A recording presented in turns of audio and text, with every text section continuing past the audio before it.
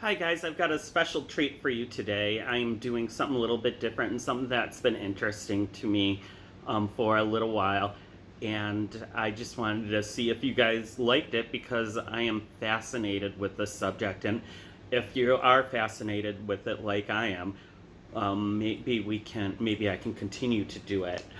I am at home with my Nightmare Before Christmas blanket on my couch behind me, and I just want to say, please like, subscribe, tell your friends, get your friends to subscribe, so that we can get a lot of people watching my videos. It helps me out a lot if you like and subscribe and comment also. So I am doing today the case of Oba Chandler. I took a lot of notes, and I know I say a lot, and I apologize. I am trying really hard not to do that this time, so we'll see how good I can get through it. However, it just seems like something that's natural. I don't even realize I'm doing it until I play back the video and I watch it. Then I'm like, oh my gosh, look at all those ums. Anyways, let's start. Oba Chandler. Oba Chandler actually lived close to here. He lived in Tampa on Dalton Avenue, which his property had an inlet for his boat so that he could park his boat right behind his property. Oba Chandler was the fourth of 5 children. He was born to his parents, Oba Sr. and Margaret Johnson, raised in Cincinnati, Ohio. At the age of 10, in June of 1957, his father hanged himself in the basement of the family's apartment. Now, this really messed Oba Chandler up because he was seen at the funeral jumping into the coffin hole where they had lowered the coffin, and he jumped into it while the grave diggers were throwing dirt onto it. So that just shows how messed up he was. And I'm pretty sure, but this is alleged, I'm pretty sure I read somewhere that he also had a really, really weird relationship with his mom, where he slept in the same bed with her until late in his teens, and he did not get along with anybody that his mom brought home as a date or a boyfriend. Oba Chandler himself fathered 13 children with 12 different women, and they took 2 boys and 2 girls away from him and put them up for adoption. Oba Chandler's youngest child was born in February of 1989, which will become, I find it a little bit weird and distressing to know that he had a child in February of 1989, because that's right around the time that the events that I'm going to talk to you about occurred.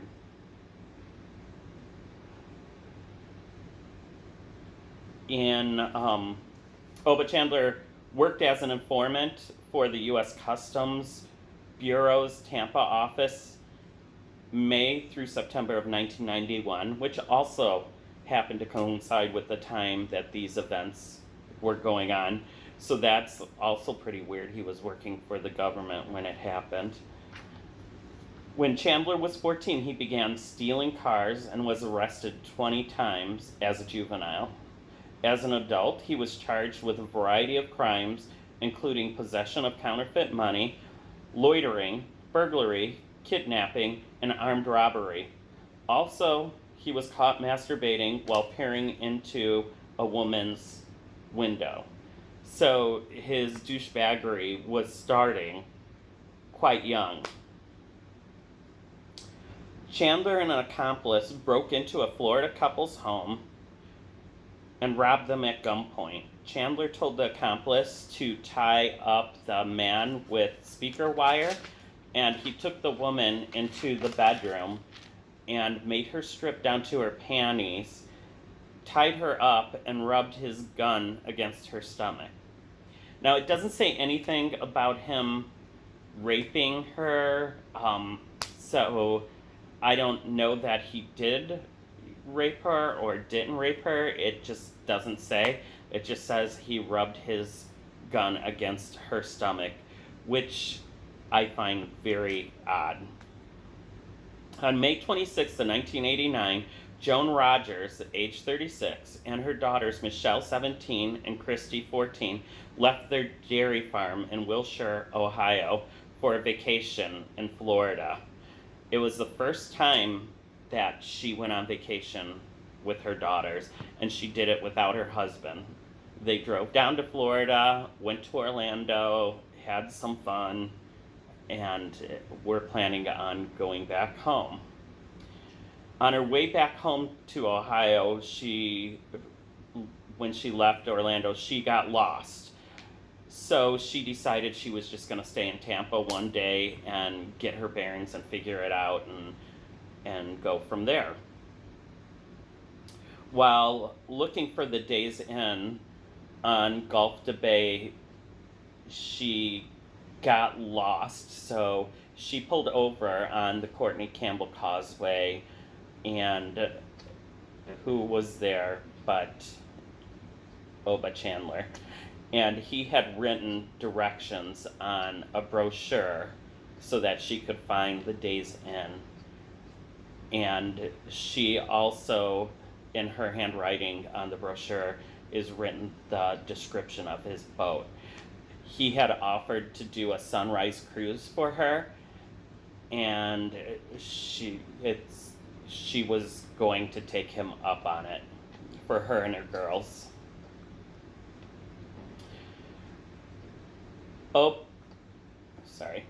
The Rogers women left Orlando at 9 a.m. and checked into the Days Inn about 12:30. Usually it takes me about 2.5 hours to get to Orlando from here, and the Days Inn is really close to me. So there was an extra hour where they must have been lost and had a hard time trying to find where they needed to be. And this is where you see GPS saves lives, people. Saves lives. Always use your GPS, especially when you don't know where you're going. Sometimes it'll take you a crazy way, but you're going to get there.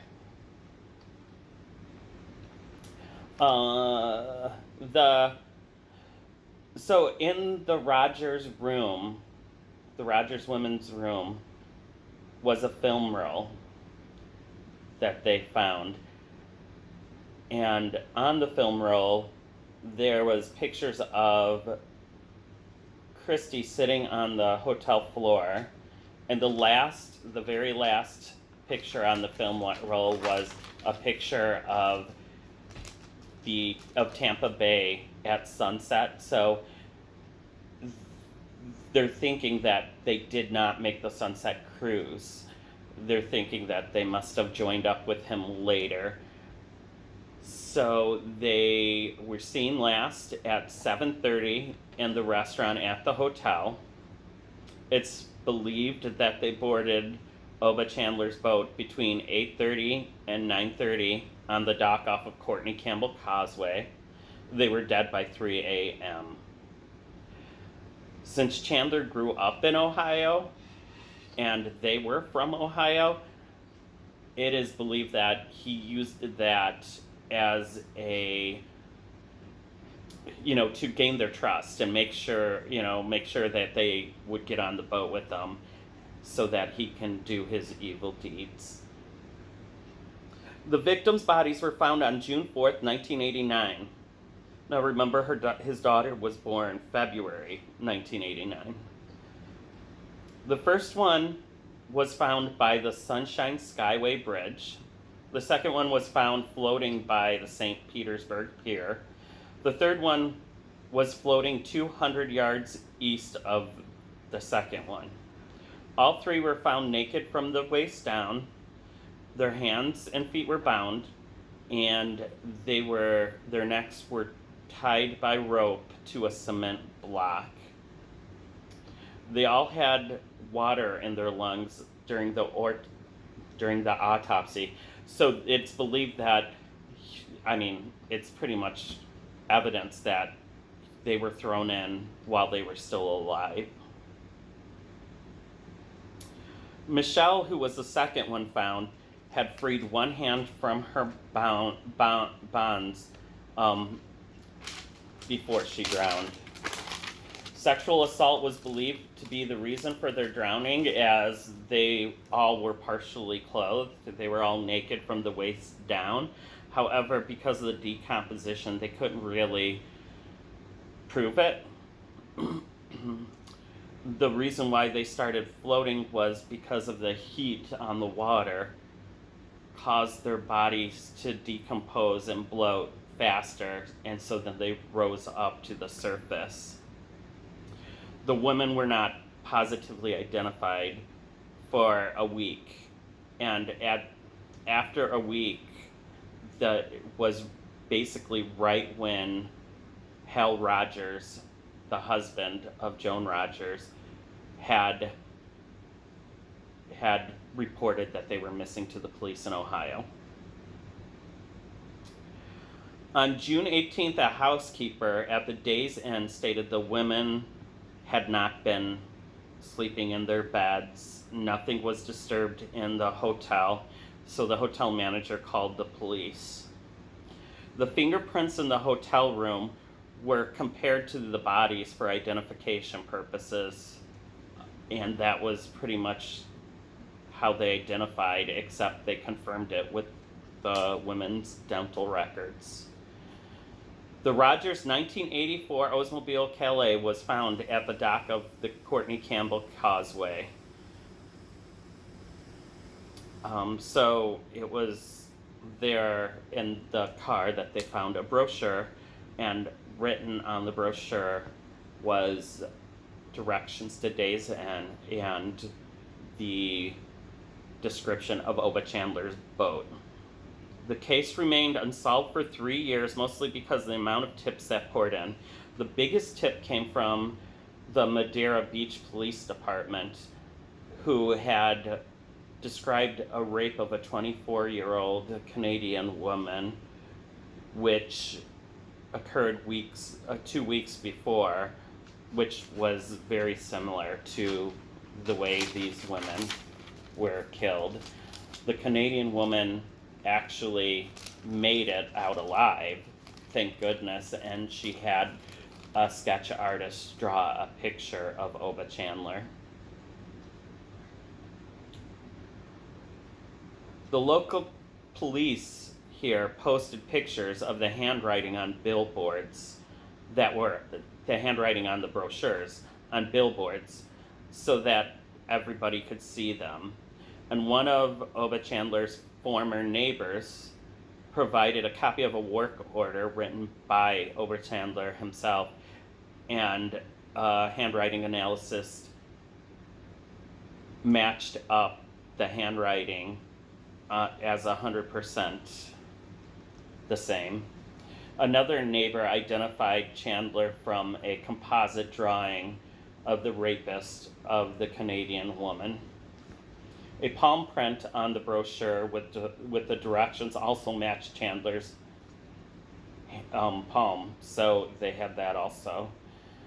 Unsolved Mysteries was about to report on the Rogers murders, and Chandler decided because of it that he was moving to Port Orange, Florida from his home on Dalton Avenue in Tampa.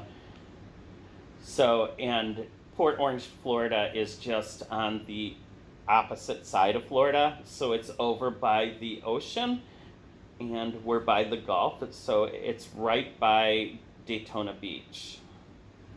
Oba Chandler was arrested on September 24th, 1992, with the brochure and the sketch as evidence, also the description of the boat on the brochure. Oba Chandler was found guilty and sentenced to death on November 4th, 1994. He was executed on November 15th, 2011. He left a handwritten note that said, "You're killing an innocent man." And that's pretty much it for Oba Chandler. However, I just find it so eerie that the place where we go out on boats and the place where we go swimming was the place where people were killed like that. They were thrown in, tied to cement blocks and thrown into the water, which just I find eerie. Just blocks away from here. So it makes me, I find it eerie. I find it completely creepy.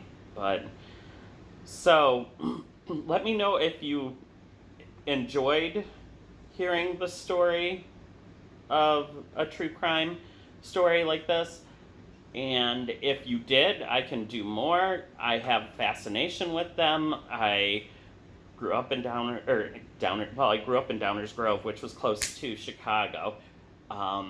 There was the John Wayne Gacy case there. I also was in Milwaukee, stayed in the Ambassador Hotel, and later found out that Jeffrey Dahmer killed someone in that hotel. So I just have this weird fascination with them, and I love to hear news stories and tell stories that I come across. So if you liked it, please comment. Let me know that you liked it and that you'd like to see more. If you have any recommendations on ones that I should actually look up and get more information on and disseminate the information through these videos, let me know. But please like and subscribe and tell your friends to like and subscribe, and let's just build this subscription up so that I can get more people to see me. So I hope you have a great day, and remember, always choose kindness.